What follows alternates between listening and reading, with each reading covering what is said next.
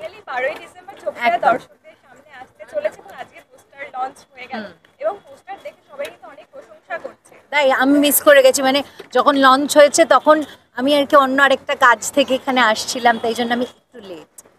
এবং পোস্টারে বাঙালির একদম ঘুরতে যাওয়া কাঞ্চনজঙ্ঘা সবই আছে, যদিও এখন বেশি রিভিল করতে পারছো না, তবু যতটা বলা যায় দর্শকদের জন্য। দেখো, আমার কাছে এই গল্পটা একদম সোজা সাপটা যাকে বলে, যেমন আমাদের ডিরেক্টর বললেন যে ট্রাভেল মিস্ট্রি। ঘুরতে গিয়ে কিছু সংখ্যক মানুষ একটা ঘটনা চক্রের মধ্যে জড়িয়ে পড়ে এবং সেই ঘটনা চক্র থেকে তারা কিভাবে বেরোয় বা বেরোতে পারে কিনা আদেও, সেটাই দেখার গল্প হচ্ছে।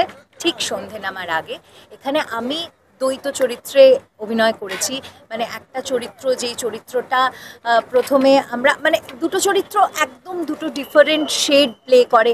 একটা চরিত্র একটু গম্ভীর, একটা চরিত্র অনেকটা পড়াশুনো, অনেকটা মানে জীবনটা, তার জীবন দর্শনটা ডিফারেন্ট, এবং আরেকটা চরিত্র হচ্ছে অসম্ভব বাবলি, যাকে আমরা পোস্টারে মোস্টলি সাইকেল আর কি চালাতে দেখতে পাচ্ছি। তো এইরকম দুটো চরিত্র, এবং আমি তার বেশি কিছু বলবো না কারণ আমাকে বলা হয়েছে স্পিকটি নট।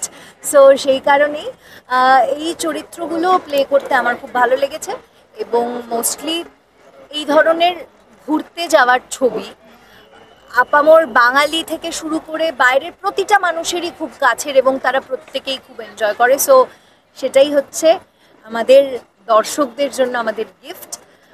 শীত পড়ছে, শীত মানেই ছুটি, ঘুরতে যাওয়া এবং রোমাঞ্চ বরাবরই আমাদের বাঙালি দর্শকদের প্রচণ্ডই প্রিয়।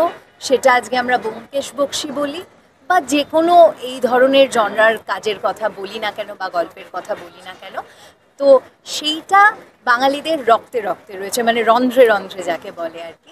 তো সেইখান থেকেই আমাদের এই ট্রাভেল মিস্ট্রি সবাইকে দেখার জন্য অনুরোধ করব। 12 ডিসেম্বর 2020।